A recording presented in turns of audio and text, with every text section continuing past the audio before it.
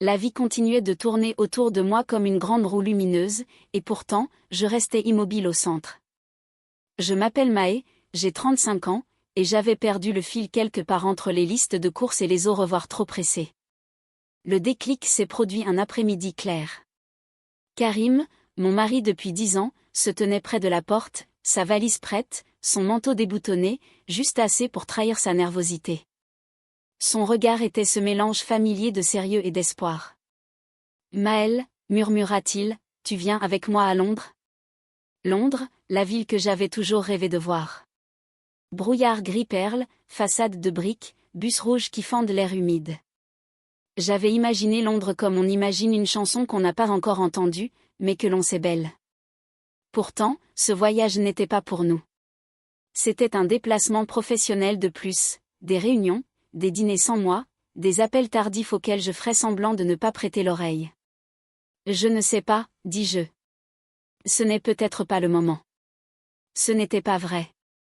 Je n'avais rien d'urgent à faire, à part affronter cette impression de m'éloigner de lui, comme s'il montait sur un bateau pendant que je restais sur le quai. Karim sourit, un sourire poli qui n'atteignit pas ses yeux. « Je comprends, dit-il doucement. » La porte se referma, et le silence m'enveloppa d'un coup, dense, presque tangible. Je me suis assise près de la fenêtre, et mon reflet m'a renvoyé une fatigue dont je n'avais pas conscience. À quel moment avais-je cessé de rêver, de me surprendre moi-même ?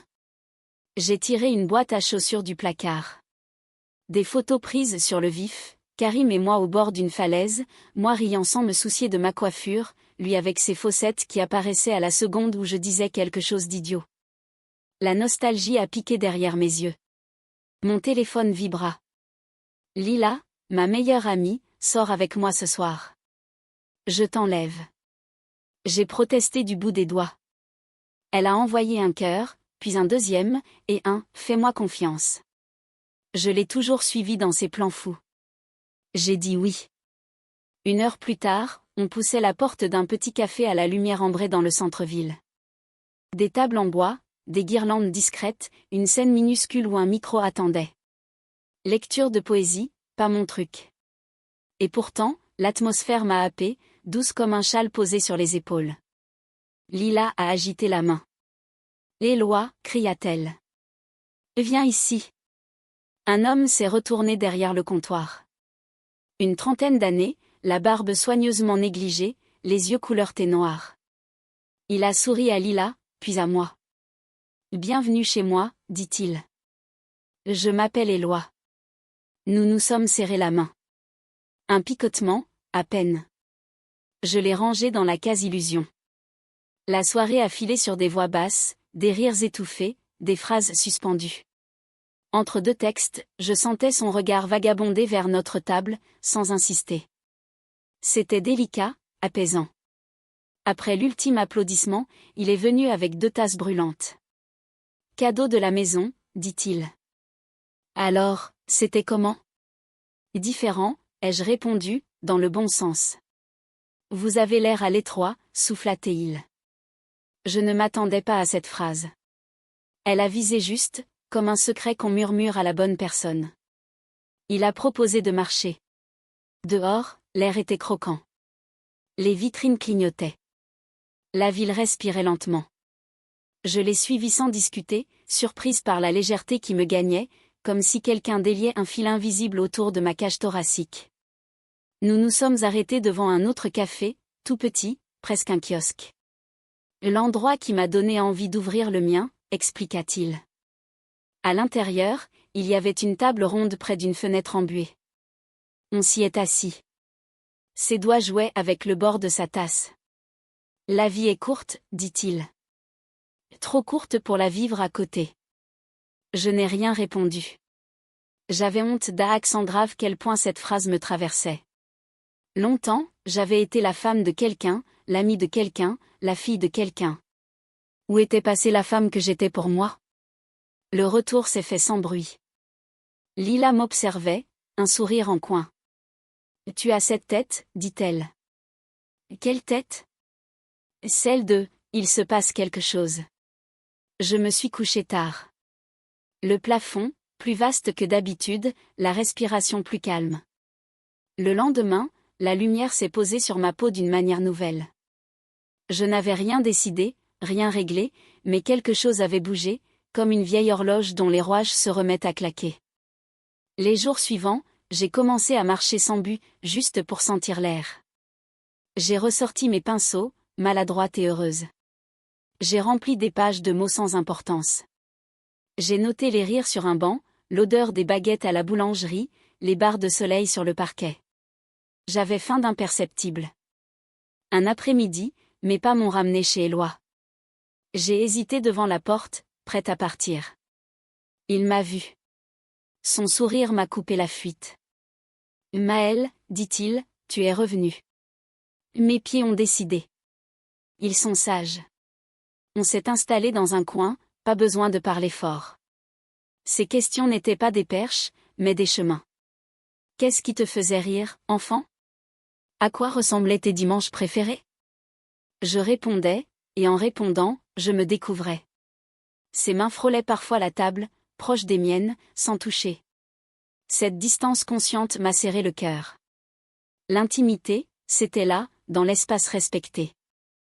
Parfois, j'ai l'impression d'attendre quelque chose, ai-je confessé. Mais je ne sais pas quoi. Peut-être t'attends-tu toi, dit-il. Ces mots m'ont fait l'effet d'une clé dans une serrure oubliée.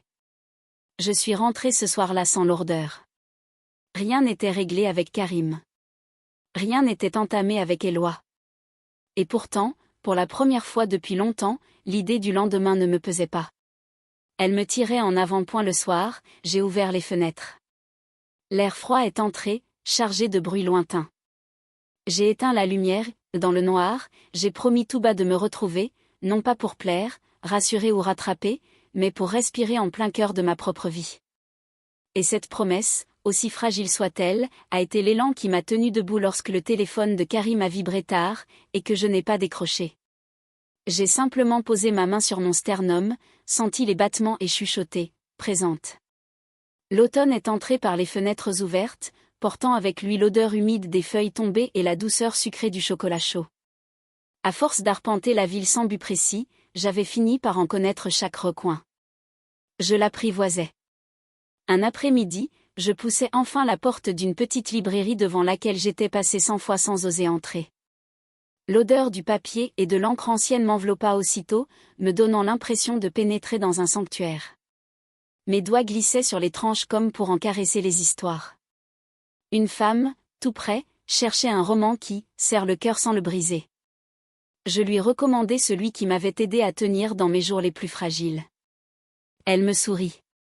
Ce sourire m'accompagna jusque tard dans la soirée. En rentrant, je trouvai un message inattendu. Adrien, un ami d'université que je n'avais pas vu depuis des années, vernissage demain soir. Tu viens? J'ai hésité, relu 3 fois, puis tapé, oui. J'avais envie de lumière, de couleur, de retrouver quelqu'un sans aucun poids d'attente sur les épaules. Le lendemain, la galerie baignait dans un éclat doré. Des toiles immenses vibraient sous les regards attentifs des visiteurs, et un serveur passait avec un plateau d'argent chargé de verres pétillants. Adrien apparut dans la foule, presque inchangé, mais avec une sérénité nouvelle. « Maë » lança-t-il en me serrant brièvement dans ses bras. « Ça fait si longtemps. » Très vite, nous retrouvâmes notre complicité. Devant une toile aux nuances bleues et blanc, il parla de ses peurs comme on parle de la météo. La peur de décevoir, de ne pas choisir, de rater le train de sa propre vie. Dans ses yeux, je ne me sentais pas jugée. Je me sentais vue. Après la fermeture, il proposa un verre dans un bar voisin, puis une marche le long des quais. Les lampadaires projetaient des halos pâles sur l'eau, et nos pas ralentissaient naturellement. Le silence entre nous n'était pas un vide à combler. « Je dois te dire quelque chose », finit-il par souffler. « Je pense à nous, à ce qu'on a été et à ce qu'on pourrait redevenir. » Mon cœur fit un bond. Sa main chercha la mienne. Je ne l'ai pas repoussée, mais je ne l'ai pas serrée non plus. J'étais à la fois touchée par la chaleur de sa paume et consciente de ma prudence. « Adrien, murmurai-je, ma vie change. Je ne veux pas faire de promesses que je ne tiendrai pas. Je ne te demande pas une promesse, juste une chance. » Ses yeux n'imploraient pas. Ils proposaient. Une vague d'émotion me traversa, un mélange de nostalgie, d'envie, de tendresse simple et de fidélité à cette reconstruction intérieure commencée depuis peu. Je lui offris un demi-sourire. « Donne-moi du temps, autant qu'il faudra. » Il déposa un baiser léger sur mes doigts. Ce contact me resta longtemps sur la peau, comme une note qui refuse de mourir. En rentrant, la nuit avait le goût de pluie et de grenade. Ces mots résonnaient, tout comme ceux d'Éloi, « Peut-être t'attends-tu toi ?» Je sentais le chemin qui me ramenait à moi.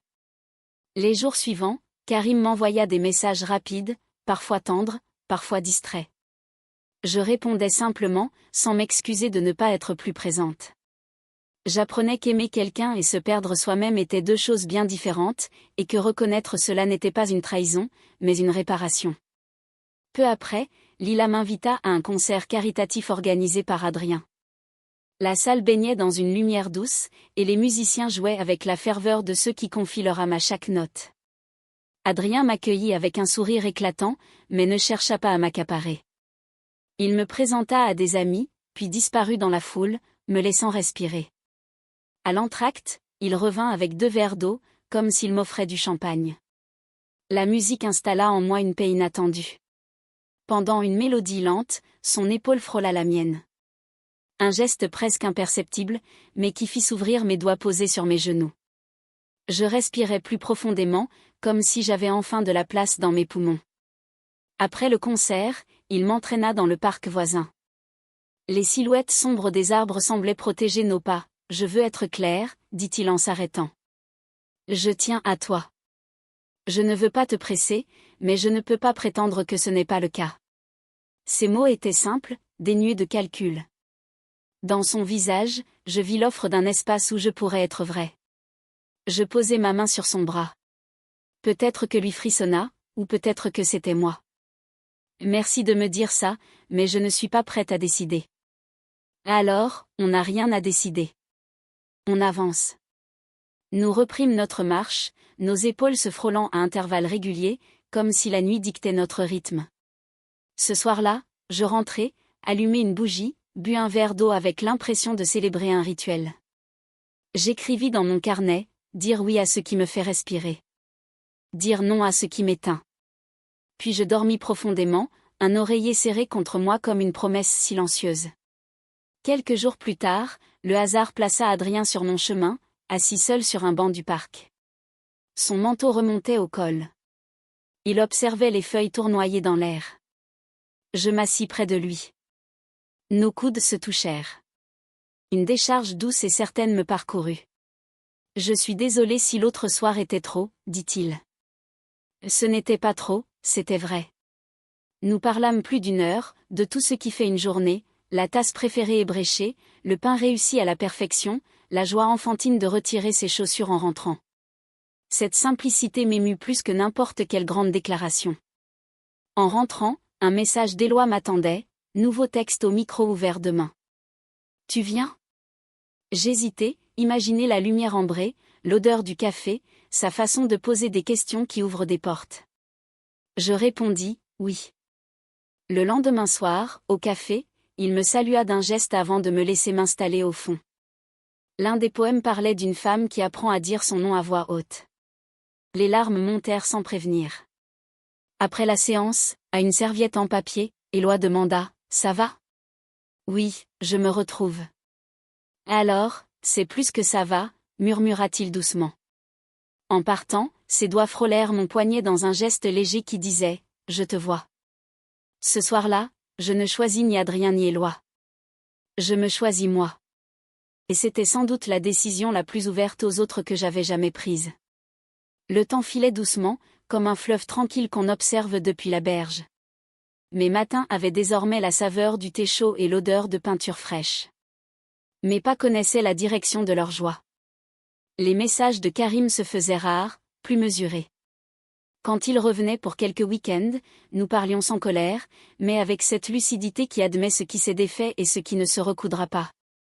Il restait de la tendresse, mais aussi l'évidence qu'aimer ne suffit pas toujours pour partager la même vie. Un après-midi de lumière pâle, Adrien m'invita à prendre un café près de la rivière. J'acceptais avec ce mélange de hâte et de nervosité qui précède les conversations décisives. Installé face à moi, près d'une vitre embuée, il leva les yeux comme on soulève un trésor fragile. « Ça me fait plaisir de te voir, dit-il simplement. » Nous parlâmes de tout et de rien, comme pour apprivoiser le moment. Mais derrière ces phrases légères, je sentais l'ombre d'un après. Quand nos tasses furent vides, il inspira profondément. « Mae, je tiens à toi d'une manière différente. Je ne veux pas t'imposer un choix, mais je veux que tu saches où j'en suis. » Autour de nous, le café bourdonnait comme une ruche tranquille. Derrière lui, la rivière captait des éclats d'argent. Ces mots ouvrirent un espace en moi, doux et sans menace. Moi aussi, je ressens quelque chose, avouai-je, et ça m'effraie, mais je ne veux plus me cacher derrière cette peur. Il tendit la main, non pas pour me saisir, mais pour m'offrir un geste. Je posai la mienne dans la sienne. Sa paume était chaude, rassurante, avec ce léger tremblement qui trahit l'émotion sincère. Il se pencha, nos regards s'accordèrent, et nos lèvres se trouvèrent dans un baiser lent, clair, qui promettait plus qu'il n'exigeait. Lorsque nous nous éloignâmes, un rire discret nous échappa. « Et maintenant » demanda-t-il. « On avance » répondis-je, pas à pas, en restant vrai. Cet après-midi-là, en longeant la rivière à ses côtés, j'ai su que j'étais revenu chez moi. En moi. Le soir, j'écrivis à Karim, pas pour blesser, ni pour effacer. Une lettre honnête, reconnaissante pour ce que nous avions été, mais lucide sur ce que nous ne pouvions plus être. La conversation qui suivit fut calme, presque apaisée. Certaines décisions, même douloureuses, se prennent mieux à la lumière. Les semaines suivantes furent un mélange de démarches administratives et de petits gestes qui réparent. Adrien riant d'un plat trop salé, Éloi me prêtant la scène de son café pour lire mes mots, Lila collant sur mon miroir des rappels tendres, bois de l'eau, sors marcher, choisis-toi. Je me découvrais souple et résistante à la fois. Avec Adrien, l'intimité se construisait lentement. Nos mains apprenaient à se rejoindre, se lâcher, se retrouver. Parfois, nous restions dans le noir à écouter la vie de l'immeuble, un ascenseur, des pas, une porte qui se ferme, comme si nous partagions une langue secrète faite de respiration. Les gestes romantiques naissaient du quotidien, ses doigts milky weighant une mèche derrière plumon-oreille, ma tête nichée dans le creux de son épaule, nos rires étouffés sur le canapé. Un soir, il dégagea l'espace du salon, lança une musique douce et m'invita à danser pieds nus. Maladroit, nous nous mouvions pourtant à l'unisson. Son front effleurant le mien, il murmura « Tu sais ce que je préfère ? Ton silence quand tu es bien, c'est comme un oui sans parole. » Je fermai les yeux, laissant la musique nous envelopper comme une pluie tiède. Le vieux poids que je portais glissa quelque part entre les notes. Je continuais de voir Éloi, parfois seul, parfois avec Adrien. Le café était devenu à la fois refuge et scène. Un soir, j'y lus un texte sur la femme que j'avais cessé d'attendre. Ma voix tremblait au début, puis trouva sa place. Le silence qui suivit fut de ceux qui disent qu'on a touché juste. Éloi serra ma main longtemps, fière, sans ombre. La vie ne s'était pas transformée en carte postale.